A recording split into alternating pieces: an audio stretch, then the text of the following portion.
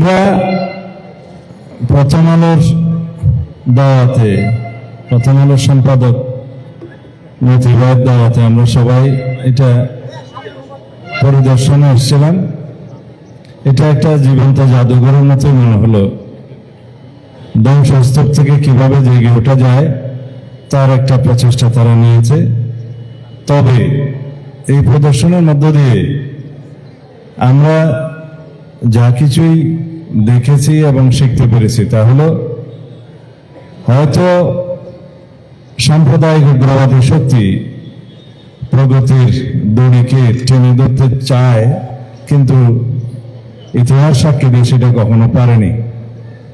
আমরা এই ঘটনার তীব্র নিন্দা তখন জানিয়েছি এবং সুষ্ঠু বিচারের জন্য পদক্ষেপ নিতে তখন দাবি করেছি, কিন্তু এখন যেভাবে হোক আমি স্বরাষ্ট্র মন্ত্রণালয়ের দায়িত্বে আছি, তো সেজন্য প্রথম আলোর পরিবার এবং সাংবাদিক গোষ্ঠী, লেখক, বুদ্ধিজীবী, সাহিত্যিক সবারই একটা দাবি হচ্ছে এর সুষ্ঠু তদন্ত হতে হবে এবং সেটার দায়িত্ব আপনাকে নিতে হবে। তদন্তের দায়িত্ব আমরা নিতে পারি, বিচারের দায়িত্ব বিচার বিভাগের। সেজন্য আমরা আমাদের সংশ্লিষ্ট কর্মকর্তা এটা ইনভেস্টিগেট করছে এখন ডিবি, তাদেরকে নির্দেশনা দিয়েছি, কথা বলেছি, তারাও আজকে আমার সাথে আছে।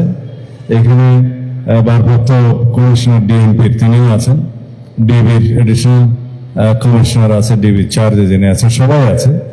আমি তদন্তের অগ্রগতি কি সেটা জানতে চেয়েছি এবং আগামী 2 মাসের মধ্যে তদন্ত কার্যক্রম, সুষ্ঠু তদন্ত কার্যক্রম সমাপ্ত করে চার্জশিট দাখিলের জন্য নির্দেশনা দিয়েছি। তারপরে বিচারিক প্রক্রিয়া শুরু হবে, সেটা আদালতের ব্যাপার। আমরা সেই বিচারিক কার্যক্রমে সকলের সহযোগিতা চাইব, যাতে দৃষ্টান্তমূলক সাজা হয় এবং এই জাতীয় ঘটনা ভবিষ্যতে আমাদেরকে না দেখতে হয়, এই জাতিকে না দেখতে হয়। এই ঘটনার মধ্য দিয়ে সারা পৃথিবীর কাছে আমাদের নাম ক্ষুণ্ণ হয়েছে, আমরা লজ্জিত হয়েছি। সারা পৃথিবীর সামনে একটা মেসেজ গিয়েছে যে বাংলাদেশে নিউজ পেপারের উপর যখন খুশি আক্রমণ করা যায় এবং এই দেশের যারা বলতে গেলে প্রগতি বিরুদ্ধে, যারা সাম্প্রদায়িক এবং উগ্রবাদী শক্তি, তাদের একটা রমরমা ভাব ছিল, এই মেসেজটা সারা পৃথিবীতে গিয়েছে। তা আমরা এর দৃষ্টান্তমূলক বিচারের মধ্য দিয়ে সারা পৃথিবীকে তার একটা মেসেজ, উল্টো মেসেজ দেব না, এইরকম কর্ম করে বাংলাদেশের অগ্রগতি, প্রগতি এবং সমাজের অগ্রযাত্রাকে থামাতে পারবে না এবং আমরা তাদেরকে রুখে দেব ইনশাআল্লাহ। হ্যাঁ, অবশ্যই আমাদের নির্বাচনী ইশতেহারে আমরা আমাদের যে ইশতেহার সেখানে বলেছি আমরা স্বাধীন গণমাধ্যম চাই এবং গণমাধ্যমের পূর্ণাঙ্গ স্বাধীনতা আমরা প্রতিষ্ঠা করব। বিচার বিভাগের পূর্ণাঙ্গ স্বাধীনতা আমরা বিশ্বাস এবং প্রতিষ্ঠা করব। সেই লক্ষ্যে আমাদের ইশতেহারে কিছু বিষয় আমরা উল্লেখ করেছি, সেটা যেন আমরা বাস্তবায়ন করতে পারি, সবার সহযোগিতা দরকার। এবং আমাদের এই ইশতেহারে আমরা ম্যান্ডেট পেয়েছি জনগণের। বাংলাদেশে এখন সর্বোচ্চ ম্যান্ডেট আমরা পেয়েছি 49.something। এই ম্যান্ডেট আর কোনো ইশতেহার বাংলাদেশের ইতিহাসে পায়নি। সুতরাং আমরা আশা করব আমাদের ইশতেহার যেন আমরা বাস্তবায়ন করতে পারি। তার মধ্যে অন্যতম হচ্ছে গণমাধ্যমের পূর্ণাঙ্গ স্বাধীনতা নিশ্চয়তা এবং নিশ্চিত করা। ধন্যবাদ মতি ভাই। আমরা এখন ডেইলি স্টারে যাব। আচ্ছা, এখানে বুদ্ধিজীবী আছে, ডক্টর জাহিদ, আমাদের পররাষ্ট্রমন্ত্রী আছে, এবং এটা পররাষ্ট্রমন্ত্রী যখন আগের সরকার ছিলেন তারও কিছু দায় দায়িত্ব আছে বোধহয়। মাননীয় স্বরাষ্ট্রমন্ত্রী, আপনি যে কথাটি বললেন দায় দায়িত্ব, সেই দায় দায়িত্ব এড়িয়ে যাওয়া কোনো সরকারের পক্ষে সঠিক নয়। এবং আপনি যে কথাটি বললেন যে এর সুষ্ঠু বিচার এবং দৃষ্টান্তমূলক শাস্তি, এর ব্যবস্থা এই সরকার করবে, এই আশ্বাসটি খুব প্রয়োজন ছিল। প্রথম আলো এবং ডেইলি স্টারের উপরে আক্রমণ এবং এই ধরনের আক্রমণ আমরা আগে দেখিনি। এটা ছিল স্বাধীন গণমাধ্যমের ওপর একটা আক্রমণ। অগ্নিসংযোগ, জানমালের ভাঙচুর, বিধ্বংস করা, ভাঙচুর করা, এগুলো একটা সভ্য সমাজের অংশ হতে পারে না। প্রথম আলো এবং ডেইলি স্টারের ঘটনায় আমাকে স্থানীয় কূটনৈতিক মহলে এবং বিদেশে স্বরাষ্ট্রমন্ত্রী যে কথাটি বললেন, আমাদের মাথা হেঁট হয়ে গেছে। আমরা আজকে একটা প্রতিজ্ঞা করতে পারি যে এই ধরনের ঘটনা আমাদের দেশে আর ঘটবে না, এবং এই প্রতিজ্ঞাটি সারা সমাজকে করতে হবে। বিএনপির যে ম্যান্ডেট, এই ম্যান্ডেট বাংলাদেশের ইতিহাসে সবচেয়ে শক্তিশালী ম্যান্ডেট, এবং সরকারের পক্ষ থেকে মাননীয় স্বরাষ্ট্রমন্ত্রী যে কথাটি বললেন, আমরা আমাদের কথাটুকু রাখবো।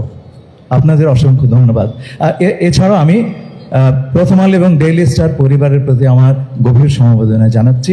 তারা যেন এই ধ্বংসস্তূপ থেকে, ভরসার উপর দাঁড়িয়ে থেকে আবার তাদের প্রতিষ্ঠানগুলো সুন্দরভাবে গড়ে তুলতে পারেন, এবং বাংলাদেশে সত্যিকারের স্বাধীন এবং দুটি গণমাধ্যম হিসেবে আবার তাদের কর্ম সম্পাদন করতে পারেন, সেই আশা আমি করছি। আপনাদের অসংখ্য ধন্যবাদ।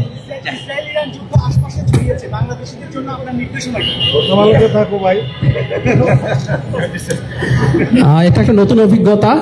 প্রথম আলো ডেইলি স্টারের ওপরে যখন নানা সময় নানা রকম হামলা হয়েছে, এবং আমরা খেয়াল করেছি হয়তো দীর্ঘদিন থেকে যে চমস্কিরা বলেছেন না, কনসেন্ট ম্যানুফ্যাকচার করা, মানে এই যে হামলাটা হবে, আগুন লাগানো হবে, এটা কিন্তু কনসেন্ট ম্যানুফ্যাকচার করা হচ্ছিল over the months or over the years. আমাদের অনেকের চোখে পড়ার কথা, বিভিন্ন জায়গা থেকে এই চেষ্টাটা হয়েছে। অ্যাক্টিভিস্টের জায়গা থেকে আজকে ঘটনাচক্রে আমি সরকারের অংশ, এবং যে কথা আমাদের দুজন মাননীয় মন্ত্রী বললেন, আমরা অবশ্যই অ্যাট এনি কস্ট এটার বিরুদ্ধে ব্যবস্থা নিব, যা যা হয়েছে আইনগত। কিন্তু একটা জরুরি দায় সম্ভবত আমাদের আছে যে এই কনসেন্ট ম্যানুফ্যাকচার করার যখন চেষ্টা হয়, সেই চেষ্টার বিরুদ্ধে দাঁড়ানো। আমরা খেয়াল করি যে কোনো পত্রিকা, সেটা তার নিজস্ব ইডিওলজিক্যাল স্ট্যান্সও থাকতে পারে, যদি সেটা থেকেও থাকে তার সমালোচনা হতে পারে, তার বিরুদ্ধে নিয়মতান্ত্রিক যে কোনো প্রতিবাদ হতে পারে, আমরা এই পর্যন্ত রাজি আছি। কিন্তু যে ধরনের হুমকি হয়েছে, যে ধরনের ব্যবস্থা নেওয়া হয়েছে, যেখানে মানুষের মৃত্যু ঘটতে পারত, এখানে কম মানুষ ছিলেন, ডেইলি স্টারে অনেক মানুষ আটকা পড়েছিলেন, এই রকম কোনো কিছুর কনসেপ্ট বাংলাদেশে তৈরি করার চেষ্টা কেউ যদি করে, তার বিরুদ্ধে নাগরিকদের দাঁড়ানো উচিত বলে আমরা মনে করি। আমি ডিফার করতে পারি, কিন্তু এই ধরনের কোনো চেষ্টা কোনোভাবে যেন না হয়। সো আমরা সরকারের দিক থেকে যা যা ব্যবস্থা নেয় সেটা নেব, আর নাগরিক হিসাবে আমরা একটা গণতান্ত্রিক বাংলাদেশ গড়ে তুলতে চাই।